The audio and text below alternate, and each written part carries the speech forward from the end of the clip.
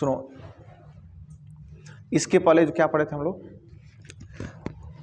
द्रव द्रव विलयनों का वाष्प दाब व राउल्ट का नियम। मतलब जब दो द्रव को आपस में मिलाए थे तो उसका विलयन का वाष्प दाब कितना था वो पढ़े थे, और उससे संबंधित राउल्ट का नियम पढ़े थे। और राउल्ट का नियम ये था कि विलयन में जो प्रत्येक घटक का, प्रत्येक अवयव का, प्रत्येक पदार्थ का जो आंशिक वाष्प दाब होता है उसके मोल अंश के क्या होता है, अनुक्रमानुपाती होता है, डायरेक्टली प्रोपोर्शनल होता है। सॉल्यूशन में विलय का मोल जितना ज़्यादा रहेगा, मतलब मोल फ्रैक्शन जितना ज़्यादा रहेगा, उसका वेपर प्रेशर उतना ही क्या होगा, ज़्यादा होगा। लेकिन इसके पहले जरा ध्यान देना, हम ये पढ़े थे कि जब दोनों क्या हों, दोनों पदार्थ क्या हों, द्रव हों, मतलब दोनों वाष्पशील हों, सॉल्यूशन जो बने, कौन सा सॉल्यूशन, बाइनरी सॉल्यूशन, द्विअंगी विलयन। द्विअंगी विलयन का मतलब कितने घटक, दो घटक, दो घटक रहेंगे और दो घटक में दोनों ही घटक क्या होंगे, वाष्पशील होंगे। मतलब अगर उनको हीट किया जाए तो क्या बनाएंगे, वेपर बनाएंगे, वाष्प बनाएंगे, अर्थात क्या बनाएंगे, वाष्प दाब बनाएंगे। अब एक क्या लेंगे, एक वाष्पशील लेंगे, दूसरा अवाष्पशील। जैसे ऐसे समझो, मान लो कि सॉल्यूशन जो इस बार जो बनेगा, सॉल्यूशन जो विलयन बनेगा, विलयन, इसमें दो घटक रहेंगे क्योंकि हम किस सॉल्यूशन की बात करें, बाइनरी सॉल्यूशन की। लेकिन इसमें जो मान लीजिए जो विलय होगा, इसमें जो विलय होगा, जो सैल्यूट होगा, वो कैसा होगा, वो कैसा होगा, नॉन वोलेटाइल होगा। नॉन वोलेटाइल का मतलब अवाष्पशील होगा, अवाष्पशील, नॉन वोलेटाइल। जैसे इसमें यूरिया आपको दिखेगा NH2CO NH2, urea molar mass कितना होता है, 60 होता है। ग्लूकोज आपको दिखेगा, ग्लूकोज क्या होता है इसका, 180। फिर आपको क्या दिखेगा, सुक्रोज दिखेगा, सुक्रोज कितना होता है, 342। ये सब दिखेंगे जो क्या होंगे, आप अवाष्पशील होंगे। मतलब इनको कितना भी हीट करी वेपर नहीं बनाएंगे, वेपर प्रेशर नहीं बनेगा। मतलब इनके वजह से जो वेपर प्रेशर बनेगा वो क्या बनेगा, जीरो, मतलब वेपर प्रेशर नहीं बनेगा। मतलब ये अवाष्पशील है। हाँ, दूसरा क्या होगा, जो विलाय के रूप में लेने वाले हैं, विलाय के रूप में जो लेने वाले हैं, जो सॉल्वेंट के रूप में लेने वाले हैं, वो क्या क्या आपको दिखेगा, बताइए हमें। ये वाष्पशील होगा। ये क्या होगा बच्चों, वाष्पशील, ये होगा वाष्पशील। मतलब इसके वजह से वेपर बनेगा, मतलब वेपर प्रेशर बनेगा।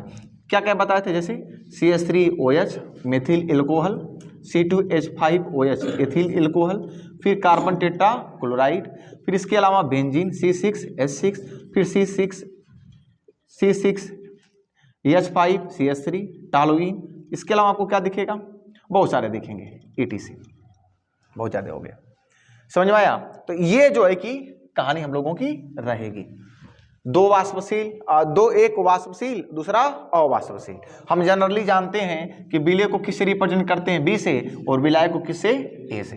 So simple. अब एक काम करने जा रहे हैं, टॉपिक का नाम क्या हम लोगों का, ठोस द्रव विलयन का वाष्प दाब। सही है, या द्रव ठोस विलयन का वाष्प दाब। क्या लिखें, द्रव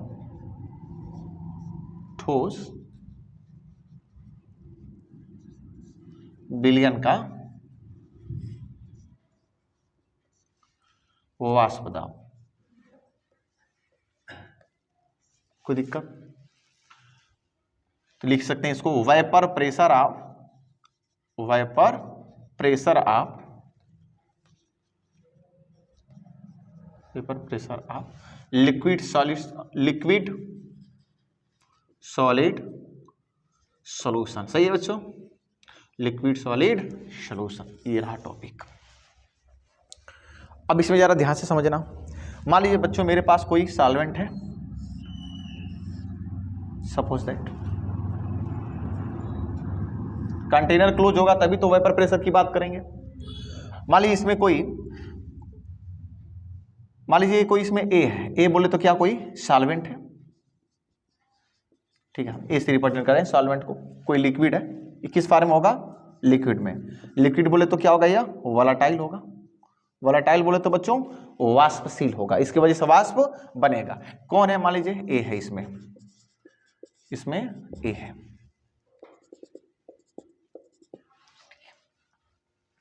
इसमें ए।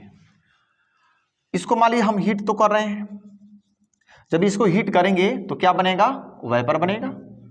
वेपर बनने से इस कंटेनर में इसके वजह से क्या बनेगा, वेपर प्रेशर बनेगा। क्योंकि ए क्या है, अकेले है, शुद्ध रूप से अकेले है, तो इसके वजह से जो भी वेपर प्रेशर बनेगा उसको रिप्रेजेंट करेंगे पी नॉट ऑफ ए। अब पी नॉट ऑफ ए यहां पर क्या है बताइए, पी नॉट ऑफ ए यहां पर क्या है, वेपर प्रेशर ऑफ प्योर ए, सही है ना।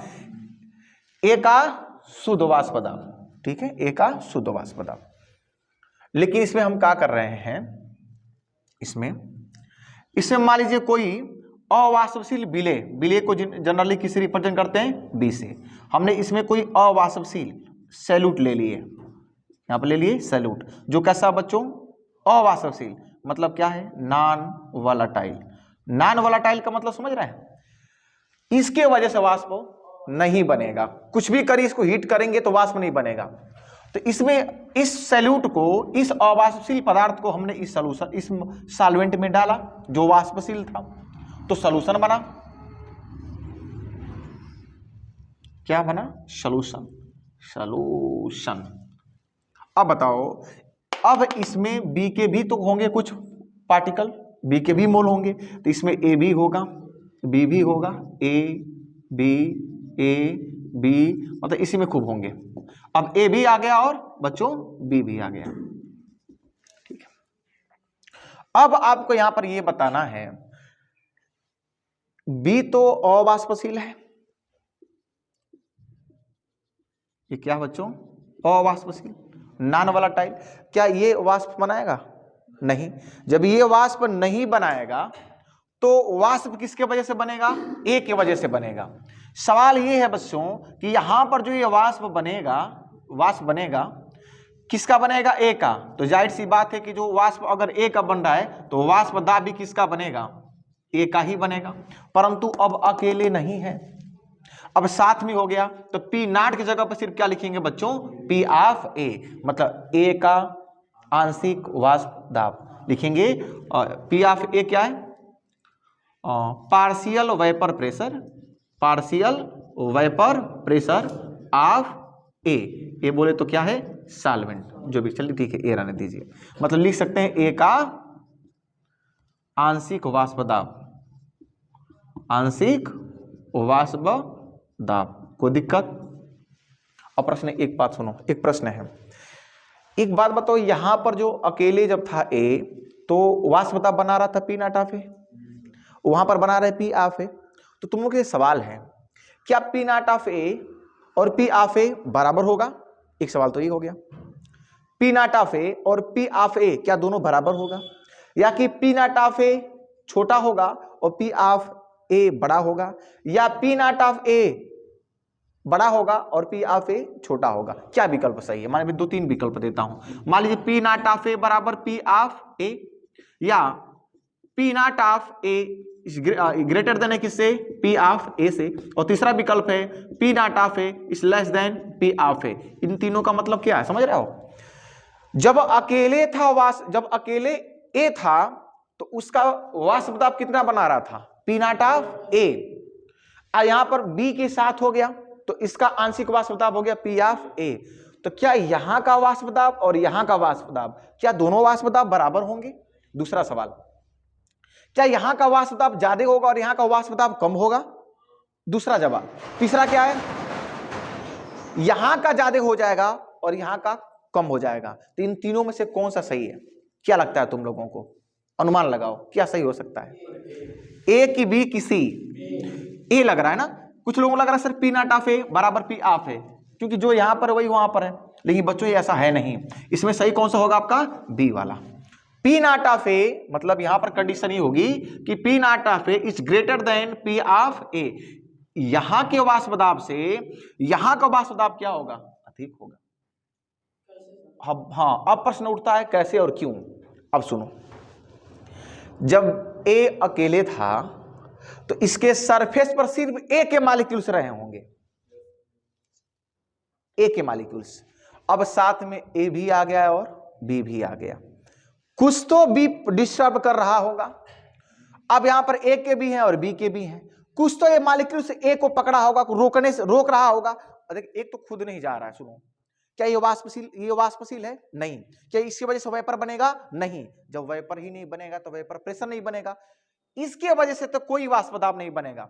लेकिन ये क्या करेगा, जो वाष्पशील है ए पदार्थ, ए नाम का जो पदार्थ जो वाष्पशील है उसको दबा कर रखेगा, कुछ डिस्टर्ब करता है, ये जाना चाहता है थोड़ा दबा देता है, क्योंकि अब इसमें ए भी तो बी भी तो है, अभी क्या है अवाष्पशील, तो इसको रोक कर थोड़ा रखता है, थोड़ा सा अट्रैक्टिव फोर्स बढ़ जाता है, इसको दबा कर रखता है, डिस्टर्ब करता है, क्योंकि सरफेस पर ए भी और बी भी है।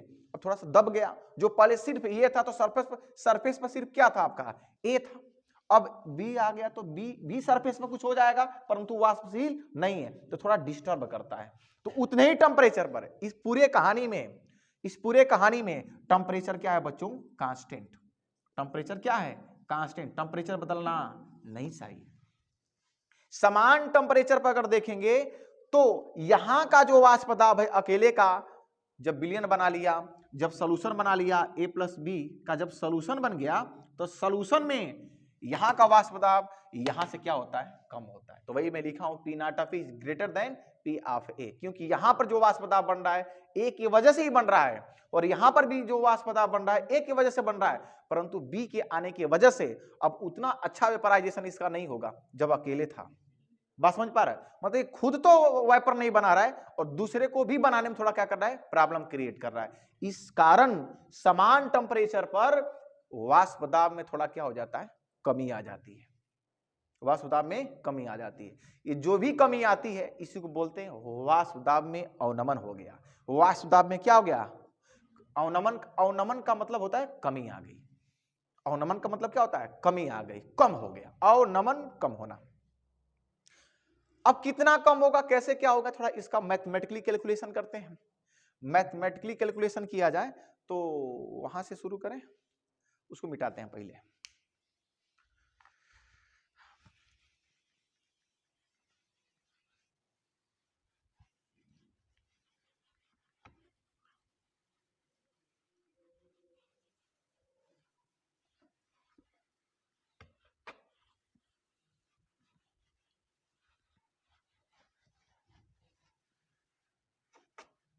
अब देखिए इसको, अच्छा, इन सारी सिचुएशंस से संबंधित हम क्या पढ़े हैं? राउल्ट का नियम पढ़े हैं। तो अगर यहीं पर बच्चों राउल्ट का नियम लगाया जाए,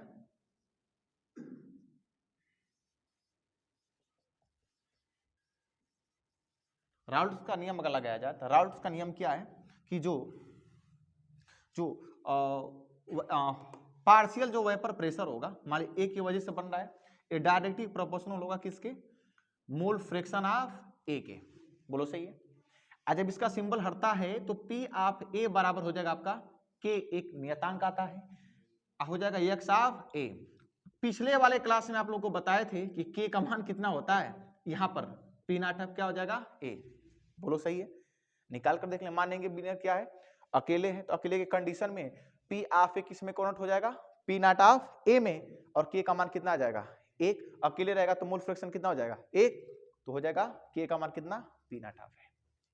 तो यहां पर लिखना चाहेंगे तो हो जाएगा पी ऑफ ए बराबर क्या?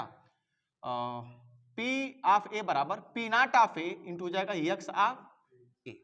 ये फार्मूला बनेगा। बोलो सही है? तो एक तो ये फार्मूला हो गया, सो सिंपल।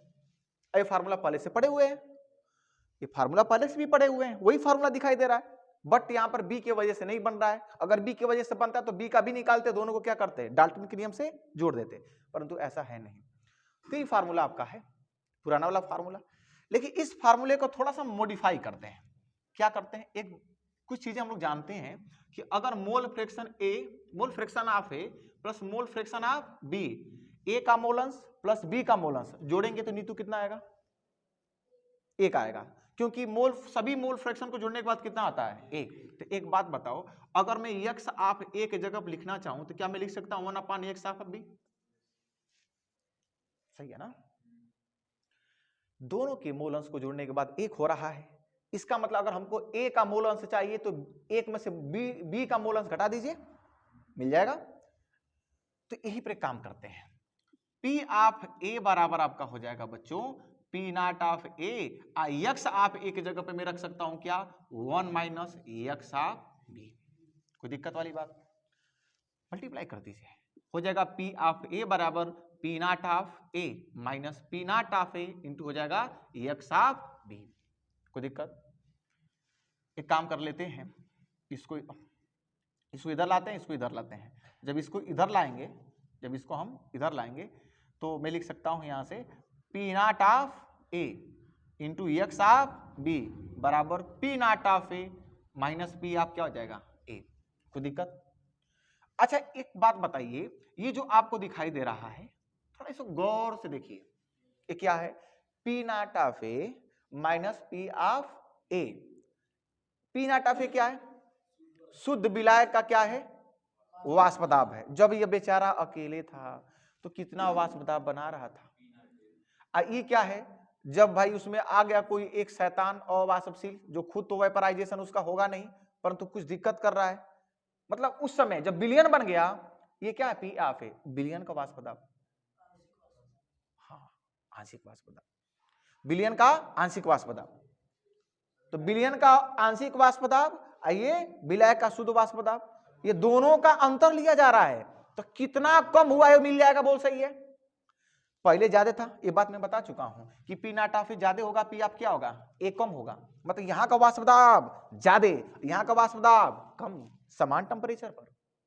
तो एक बात बता, अगर ये ज्यादा है अगर ये कम है तो शायद ये अंतर हमको ये बता रहा है कि कितना कम हुआ। सही है, कितना कम हुआ, पहले इतना था बाद में इतना हुआ, तो ये अंतर ही तो आ गया। अंतर क्या बता रहा है कि कितना कम हुआ। क्या इसको सिर्फ इसको, क्या मैं सिर्फ इसको ये बोल सकता हूं वाष्प दाब में अवनमन, वाष्प दाब में अवनमन, इसको बोलते हैं वाष्प दाब में अवनमन। अवनमन का मतलब कितना कम हुआ, वाष्प दाब में कितनी की कमी हुई, अवनमन का मतलब कम होना, इसके अंतर से मिल जाएगा वाष्प दाब में अवनमन। बोल सही है।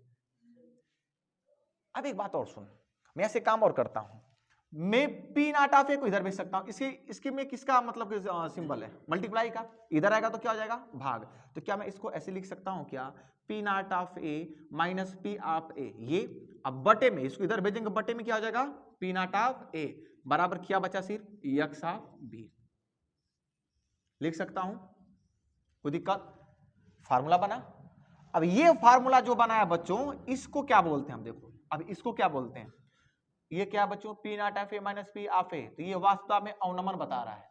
और नीचे क्या आपका P नॉट ऑफ A, जब अकेले वो विलायक था तो कितना था, तो टोटल में कितना कम हुआ, देखिए कितना कम हुआ ये बता रहा है ऊपर। बोल सही है, ध्यान से देखो मैथ वाले, कितना कम हुआ ये ऊपर बताया जा रहा है, कितना कम हुआ, क्योंकि अधिक में से कम को घटा रहे हैं, यहाँ के वाष्प दाब में से यहाँ के वाष्प दाब को घटा रहे हैं, तो इसके बीच में कितना कम हुआ ये ऊपर दिख रहा है। बोल सही है। कुल ज्यादा कौन था, ये बड़ा था, तो बटे में ये दिखाई दे रहा है, तो कुल में से कितना कम हुआ, कुल वाष्प दाब में से कितना कम हुआ है विलय को डालने के बाद, इस पूरे कहानी को बोलते हैं क्या वाष्प दाब में आपेक्षिक अवनमन। अब तुलना कर रहे हैं कि कितना कम हुआ, इसको बोलते हैं वाष्प दाब में आपेक्षिक अवनमन बोलते हैं, अवनमन, लोअरिंग वेपर प्रेशर, ठीक है ना। वाष्प दाब में आपेक्षिक, आपेक्षिक मतलब तुलना किया जा रहा है टोटल में से कितना कम हुआ। जैसे नहीं होता है कि हम टोटल में से कितना पाए, सर हम 50 में से 25 पाए, तो टोटल में से 25 पाए, तो तुलना ही देखा जा रहा है ना कि 50, अब मैं लिखता हूं 25/50, इसका मतलब क्या हुआ, हम टोटल में से 25 पाए, मतलब कितना 1/2, तो अब तुलना किया जा रहा है। अगर मैं सिर्फ लिख दूं 25 तो पूरी बात नहीं बन रही है, 25 का मतलब 25 नंबर पाया हूं, तो ये लिखना पड़ेगा कि सर कितने में से 25 नंबर पाए, 30 में से, 50 में से, 100 में से, तो बताओ 25 किस में से, 50 में से मान लो, तो 50 टोटल था, टोटल मार्क था, तो टोटल में से कितना पाए 25, तो कहीं ना कहीं ये तुलना किया जा रहा है। तो यहां पर बच्चों हो जाएगा क्या कि यह हो गया क्या अवनमन, यहां पर क्या हो गया कुल, कुल वेपर प्रेशर। तो कुल वेपर प्रेशर में से कितना कम हुआ है, इसी पूरे को बोलते हम लोग वाष्प दाब में अवनमन। तो हुआ, लेकिन यहां पर ये जो चीज मिल रही है वाष्प दाब में अपेक्षिक अवनमन, अपेक्षिक अवनमन इसको बोलते हैं। ये बात याद रखिएगा। मैं इस बात पर जोर क्यों दे रहा हूं जानते हो? एक तो शब्द है वाष्प दाब में अवनमन, एक शब्द है वाष्प दाब में आपेक्षिक अवनमन। आपेक्षिक का मतलब तुलना करें कि टोटल में से कितना कम हुआ, टोटल में से कितना कम हुआ, वो किसके बराबर होगा? मोल फ्रैक्शन ऑफ बी, विलेय के मोल अंश के बराबर होगा। आपेक्षिक अवनमन आपको निकालना होगा। अगर वाष्प दाब में आपेक्षिक अवनमन अगर निकालना होगा तो आप किसका मोल फ्रैक्शन बता दीजिए? बी का। बी का मोल फ्रैक्शन बताएंगे, जितना भी आएगा उसका मोल फ्रैक्शन जितना भी आएगा वो वाष्प दाब में आपेक्षिक अवनमन के क्या होगा? बराबर होगा। वो कितना कम हुआ है पूरे में से। आइए क्या बता रहा है इक्वेशन? वाष्प दाब में अवनमन। वाष्प दाब में अवनमन बताना है तो मोल फ्रैक्शन आप भी निकालिए और उसका शुद्ध वाष्प दाब से क्या कर दीजिए? मल्टीप्लाई, तब आएगा वाष्प दाब में अवनमन। समझ में आ रहा है? चाहेंगे तो इसको भाई इसी फार्मूले को लिख सकते हैं। मोल फ्रैक्शन ऑफ बी का मतलब क्या होगा? मोल फ्रैक्शन ऑफ बी का मतलब क्या होगा? कैसे निकालेंगे इसको? लिख सकते हैं P naught of A minus P of A बटे हो जाएगा P naught of A. Clear हो गया बच्चों? बराबर मोल फ्रैक्शन लिखना चाहेंगे तो मोल फ्रैक्शन ऑफ बी कैसे निकलेगा? जिसका मोल फ्रैक्शन निकाला जाता है उसका मोल ऊपर, जिसका मोल फ्रैक्शन निकाला जाता है उसका मोल ऊपर। तो इसका मोल ऊपर रखेंगे तो हो जाएगा क्या? एन ऑफ बी बटे एन ऑफ बी प्लस क्या हो जाएगा? एन ऑफ ए। और ए और बी का मतलब मैं बताया हूं। यहां पर ए का मतलब क्या हो गया? शुद्ध विलायक जो द्रव है, और बी का मतलब क्या हो गया? जो वाष्पशील विलेय डाला गया है। तो इस तरह से फार्मूला। अब सुनो, एक कहानी बची हुई है। क्या हमने इन दोनों बातों पे इतना समय क्यों लिया, जोर क्यों मैं क्यों दिया? इसको बोलेंगे क्या? वाष्प दाब में आपेक्षिक अवनमन, इसे बोलेंगे वाष्प दाब में अवनमन। एक सवाल पूछता है वैसे, एक हेडिंग और है जिसको बोलते हैं कॉलिगेटिव प्रॉपर्टीज। एक शब्द है, पहली बार सुने होंगे तुम लोग, कॉलिगेटिव प्रॉपर्टीज, जिसको बोलते हैं अणुसंख्यक गुणधर्म। अणुसंख्य गुणधर्म एक नया टॉपिक, मैं बताऊंगा क्या होता है। ठीक है, अगले क्लास में बताऊंगा कि अणुसंख्य गुणधर्म क्या होता है। तो हमारे सिलेबस में कितने अणुसंख्यक गुणधर्म होंगे? 4। कौन कौन होगा सुनिए। एक तो ये होगा वाष्प दाब में आपेक्षिक अवनमन, ये नहीं होगा। कौन होगा? वाष्प दाब में आपेक्षिक अवनमन, एक ये होगा। दूसरा पढ़ेंगे हम लोग क्वथनांक उन्नयन, क्वथनांक उन्नयन। तीसरा पढ़ेंगे हिमांक अवनमन, हिमांक अवनमन। और चौथा पढ़ेंगे परासरण दाब। क्या पढ़ेंगे? परासरण दाब। खूब सवाल पूछता है। तो कितने अणुसंख्यक गुणधर्म होंगे? 4। पहला कौन? वाष्प दाब में आपेक्षिक अवनमन। दूसरा क्या होगा आपका? क्वथनांक उन्नयन। तीसरा क्या होगा? हिमांक अवनमन। और चौथा होगा आपका परासरण दाब। यही ऐसे 4 हैं जो कॉलिगेटिव प्रॉपर्टीज होते हैं, अणुसंख्यक गुणधर्म होते हैं। एक एक पर चर्चा करेंगे। उन 4 कॉलिगेटिव प्रॉपर्टीज में से समझ जाओ कि पहली कॉलिगेटिव प्रॉपर्टीज पढ़ चुके। कौन? वाष्प दाब में आपेक्षिक अवनमन। तो आपके बोर्ड में एक सवाल पूछता है कि निम्नलिखित में से बताइए कौन जो है कि अणुसंख्यक गुणधर्म है। ठीक है, तो हो सकता है कि वाष्प दाब में अवनमन विकल्प दे, वाष्प दाब में आपेक्षिक अवनमन दे, पृष्ठ तनाव दे और कोई और दे देता है, मान लीजिए घनत्व दे देता है कोई भी।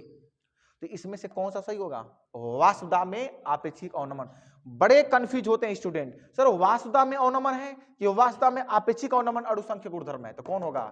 ये वाष्प दाब में आपेक्षिक अवनमन, यही क्या होगा आपका? अणुसंख्यक गुणधर्म। इसके अलावा 3 और भी हैं, परासरण दाब, क्वथनांक उन्नयन, हिमांक अवनमन। सब पर बात करेंगे।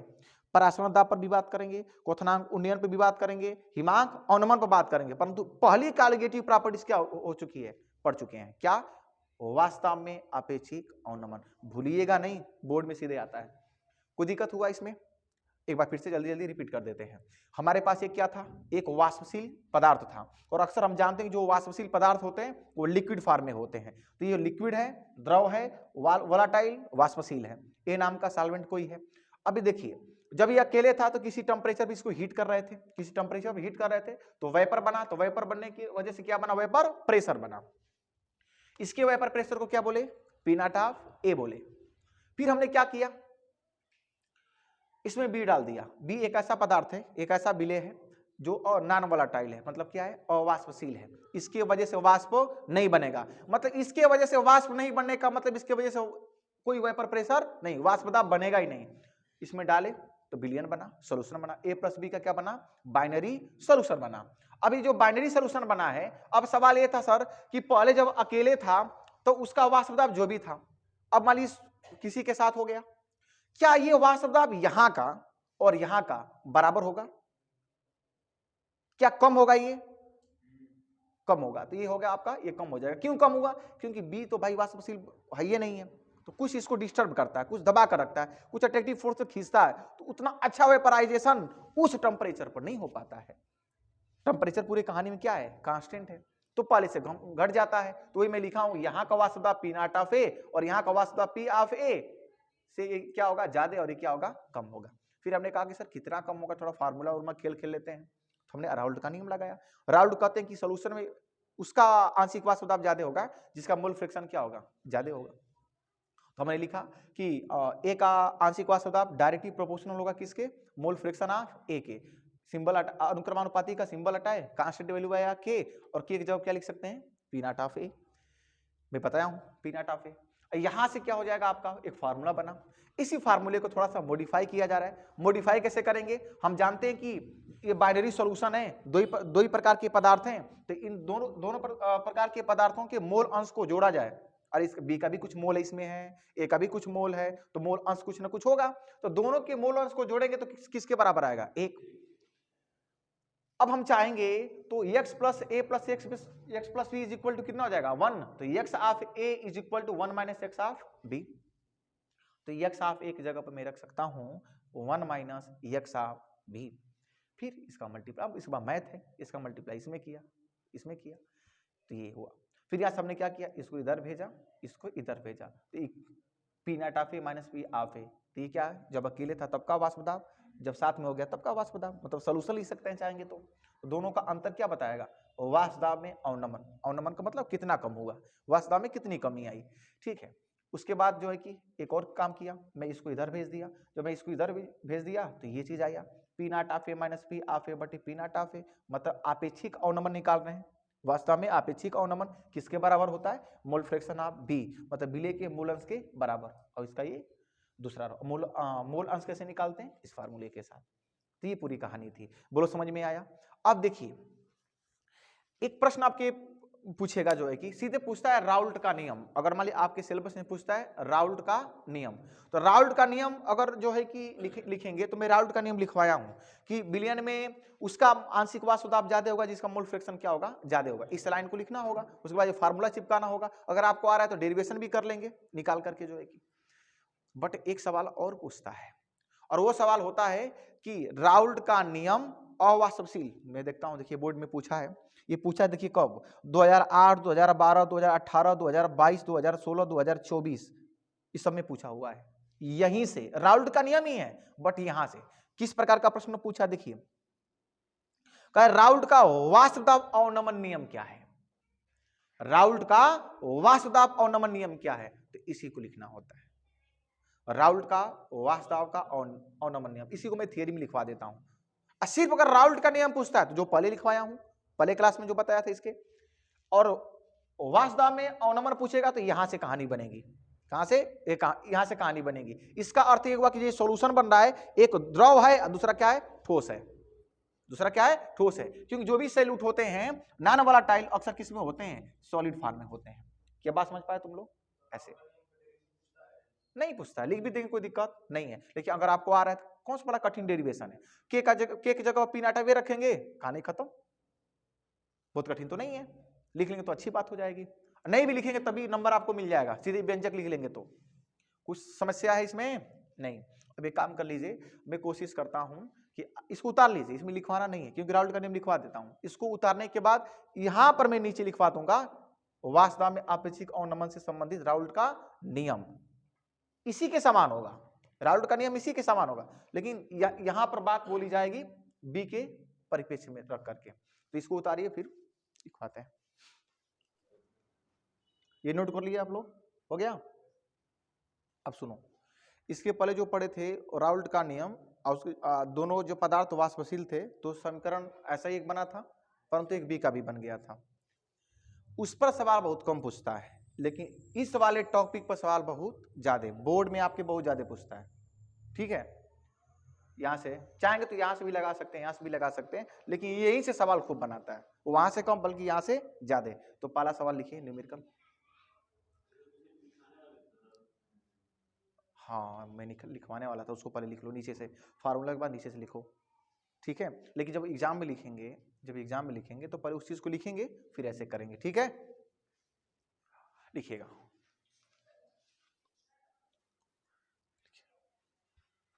हेडिंग बनाएंगे, अच्छा ऐसे इसी में लिख लेंगे, लिख लीजिए। राउल्ट का वाष्पदाब अवनमन नियम, राउल्ट का वाष्पदाब अवनमन नियम या आपेक्षिक अवनमन नियम, राउल्ट का वाष्पदाब आपेक्षिक अवनमन नियम, राउल्ट का वाष्पदाब आपेक्षिक अवनमन नियम।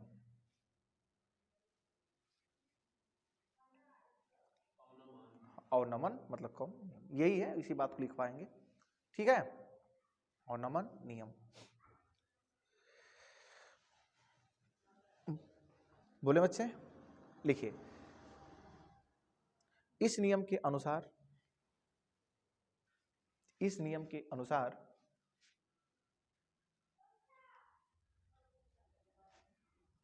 अवाष्पशील विलेय पदार्थों के, अवाष्पशील विलेय पदार्थों के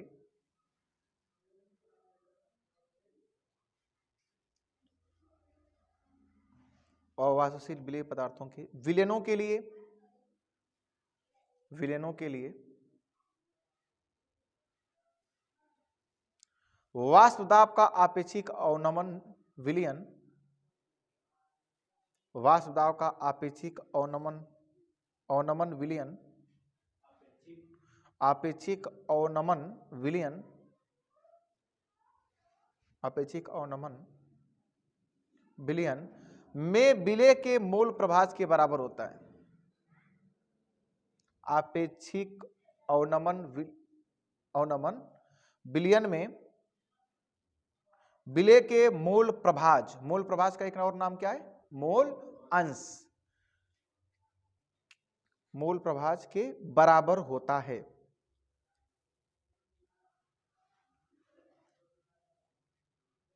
बराबर होता है।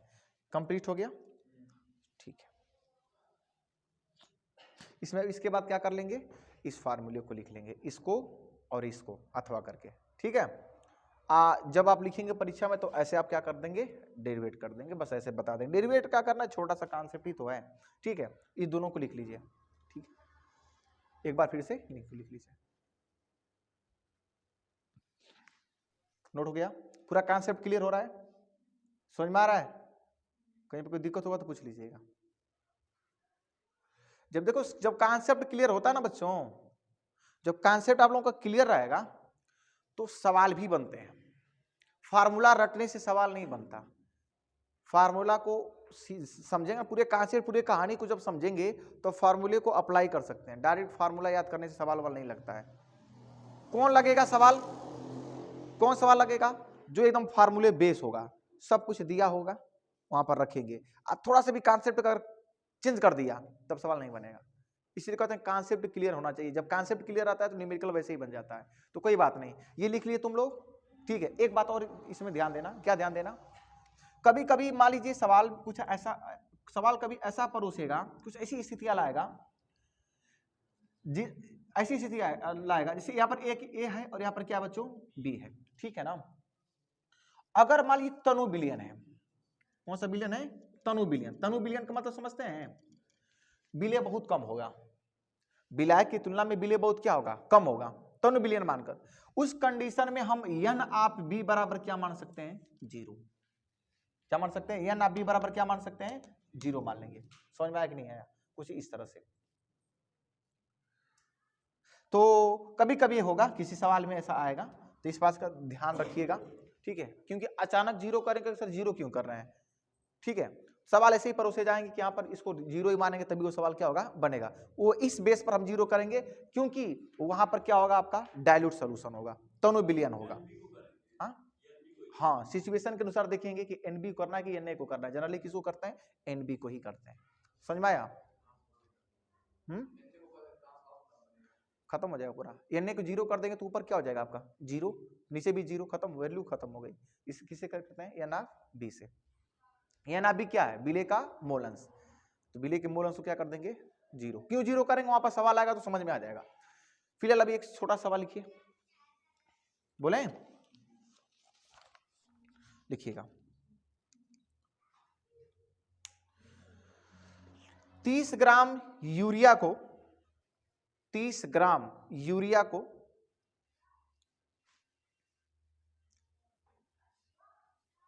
30 ग्राम यूरिया को 72 ग्राम जल में 72 ग्राम जल में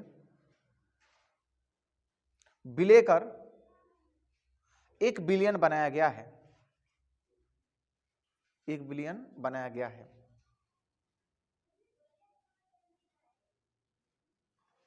बनाया गया है। किसी निश्चित तापमान पर